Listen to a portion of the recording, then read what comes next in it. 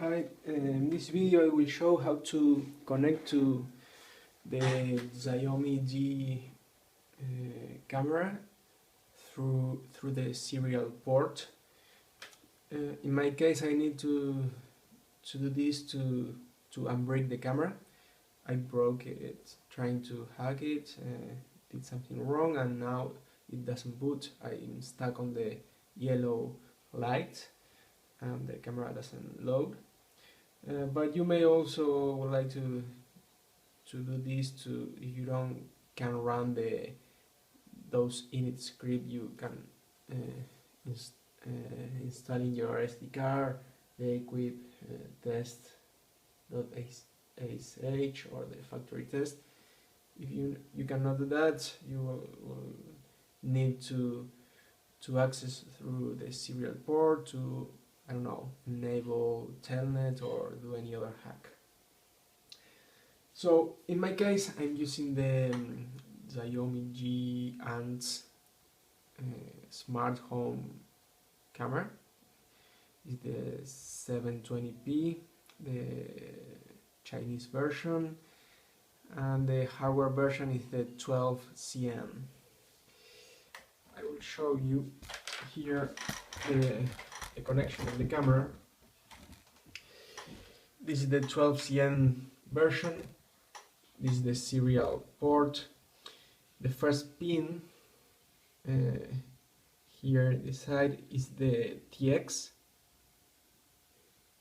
The second one in the middle is the RX, and the third one, the one closer to the micro USB port, is the ground one. Here we have these three little circles. Here they are, in this picture, they are painted with this color, but they are actually metal circles, and they make contact with the pins here. So you can or connect a cable, a plug here in the pins, or you can just solve the cables in these metal circles. So this is the 12CN camera. If you have the 17CN camera, the port is a little different. It has an extra pin, seems to be for the voltage, and it seems that the order of the pin was changed. Here it says, here next to the micro USB, it says the TX, then the RX, and then the ground, and then voltage. But you still have these three little metal circles where this guy identified that this one is the TX, the second one is the RX, and this one is the ground, like in the 12CN version. So you can or just solder the cables here or plug them here in the port.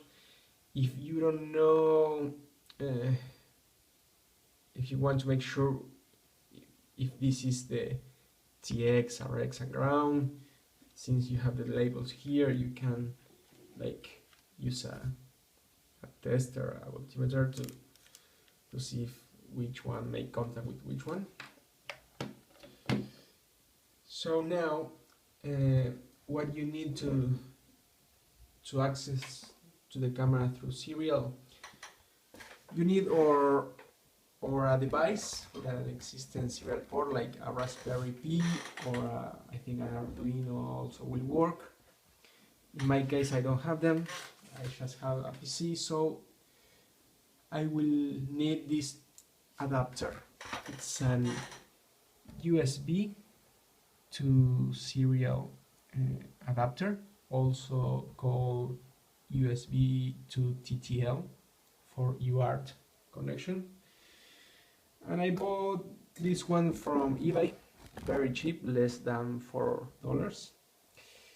It's the PL2303HX adapter chip, and also has a pin for 3.3 volts and another pin for 5 volts. In this case, the camera doesn't have a pin for the voltage, so I won't use those pins. In the case of the 17CN, it seems that it has a pin for the voltage. I don't know if you need to use it or not. So this adapter doesn't come with cables, so I just use very thin cables to connect the pins here to the pins there. There are some USB adapters that already come with the cables and the plugs. And one thing is, you have to connect the TX pin here to the RX pin here, and the RX pin here to the TX pin here, and then the ground to the ground. This is because the output in one side goes to the input in the other side, and vice versa. So you also need the drivers for the adapter, USB adapter. In this case, the seller already provides links to download the drivers for Windows Vista 7 and Windows 8, Mac OS and Linux. I tried on Windows 10 64 bits and didn't work, so I'm using this old laptop that is Windows 7 32 bits, and the drivers work well. So you have to download the drivers. This is the zip file, and compress it and run the installer. It is recommended that you install the drivers before plugging in the adapter. If you didn't do so and you first plug the drivers, I think you have to delete the generic drivers installed by Windows and then install these ones. So you install the drivers in the PC, you have to reboot the computer, then open the application device manager, and you will see that immediately after I plug the adapter, I will see it in the device manager application. So I will plug it.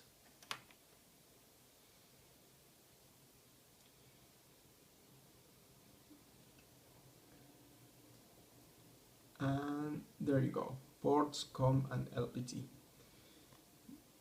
This was missing before, I have it now. So the drivers were properly installed, the adapter was properly recognized by the Windows operating system. An important thing you have to take note here is the port name. In this case is COM6, could be COM and another number. So here I already have the camera plugged to the adapter, but you can install the drivers and test the adapter without plugging in the camera. So now what we need to connect to the camera is a terminal application, and we'll use an application called PuTTY. So you have to download and install the PuTTY application. Here I'm using a portable version. So you open PuTTY,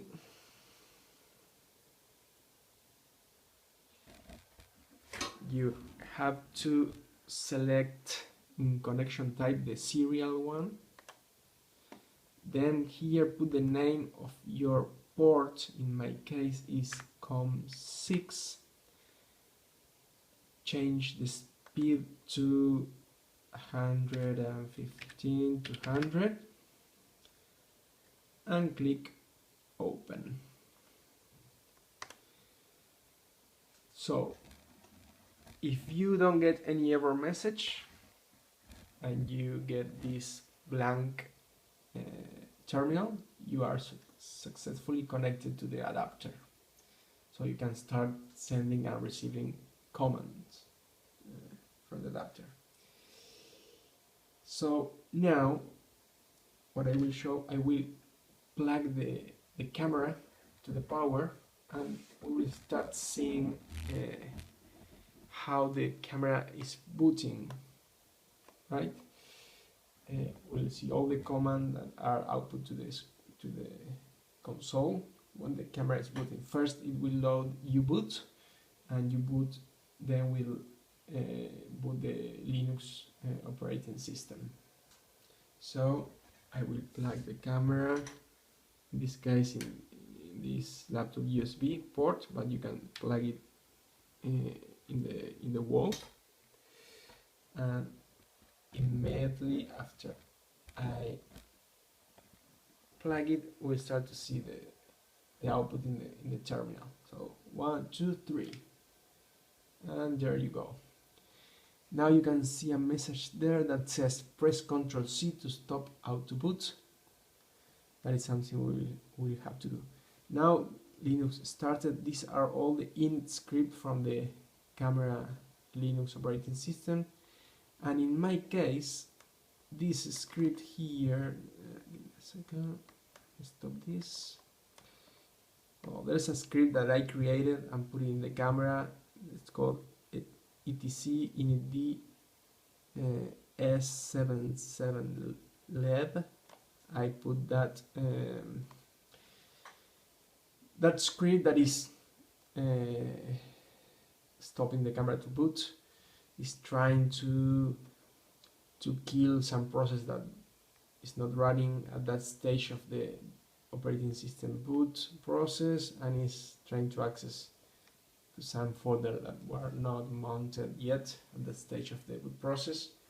So what I have to do is to access to the Linux shell console to delete that script I created and is not allowing the camera to boot. To do that, I have to avoid running all those init scripts, and to do that I have to pass an argument to the when the Linux is booted, to just boot in a very basic version without running all those initial scripts. How we do that? First I will, and as I mentioned before, when this is initially booting here, the hardware, there's a message that says press Ctrl C to start auto boot. So we have to do that before Linux start. Okay, it is somewhere there. So I will unplug the camera. I will plug it again and start pressing Ctrl C several times to stop Linux from booting. So 1, 2, 3, Ctrl C, Ctrl C. There you go. So the camera started, uboot started. This is the message I was mentioning before, but the Linux operating system didn't start yet. So if you press in this command line, this console, we have a very few commands that are not Linux commands available. If you type help, you will see the commands available, and we need to use the environment variables to change the parameters sent to Linux to boot. So if we do print env, we see all the environment variables. If we do, we have the variable name, for example, and in this case, and the value, and we are interested in the boot args. So those are the arguments sent to Linux when it's booted, and we have to add, so for the boot args argument or variable, we have all this value, and we have to add a word here at the end, the word single, that will make Linux to start in a basic mode without loading all the initial scripts. So we can do also print emb and the variable name we are interested to change, in this case boot args, so only that variable is displayed. And then we will use the command setemb to update the value for that variable. So we do setemb, then the name of the variable, in this case boot args, and then we have to include the whole previous value. You can select. When you select, it's already copied, and you press the right button on the mouse and it's pasted. So we add a space and the word single. So here we are setting a new value for this variable. I didn't select it. I didn't select all the value. Do it again. So we have the variable boot args, this equal, you have to avoid it, and then start copying after that equal sign and then paste it. So we have setemb space boot args space and the whole value start with mem equal blah blah blah. We put a space and the word single. Click enter. Then we do again print m to check that the value was successfully updated. So the new value for the boot args variable has the single word at the end that we just added.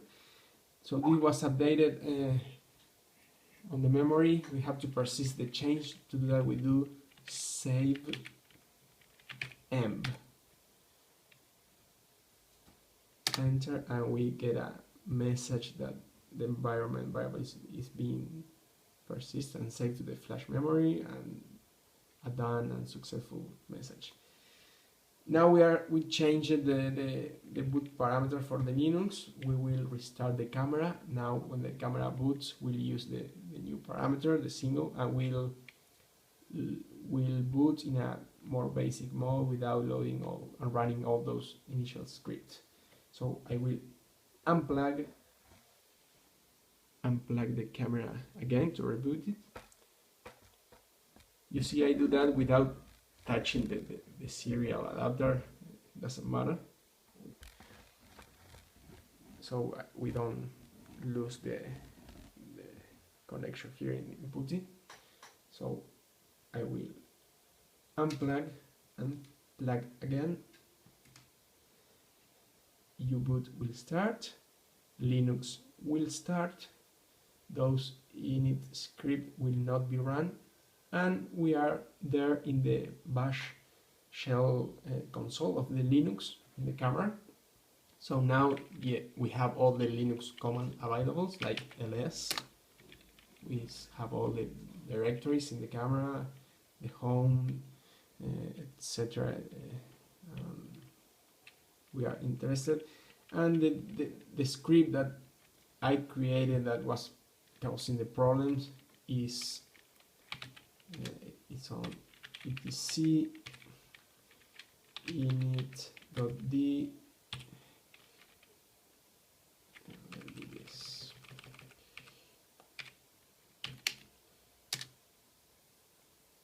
Is this script s77leb is the one I want to remove, so I will do a rm etc init.d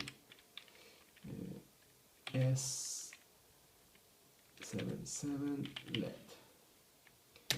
I will do an ls again to check that it was successfully removed. It's not there anymore. So now what I have to do is reboot the camera, press Ctrl C again, to change the boot argument to remove that single word we added to those arguments. So I will unplug the camera, plug it again, and start pressing Ctrl C several times to stop Linux to boot. I will repeat the process we did to update the environment variables, but to remove the single word. So I will do print boot args. There you go. We have the single word here we have to remove. So I will do set env boot args space. I will copy all the value, the previous value, after the first equal sign, and I will not select the single word I added before. I will do right click to paste all the values. So we have set env space boot args space all the new value that is the one we had at the beginning. Enter. I will do print env to check that it was print env boot arg to check that it was successfully updated.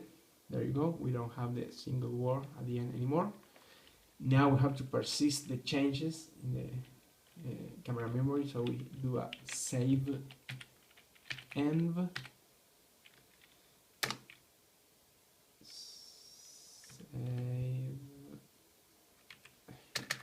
save env. We do a successful message. It was done. And now we'll reboot and it should work. So I will unplug the camera again. So I do unplug and plug it again. Linux starting, and now there we had the problem, and now we see all the commands and other stuff that was not happening before. So the camera already load, and we fixed the problem.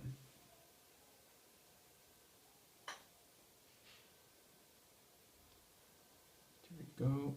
Let's see. I don't want to touch this too much, but you see the light is still loading. But we fixed the previous problem. So now you just unplug the camera and unplug all the wires here, and we are done.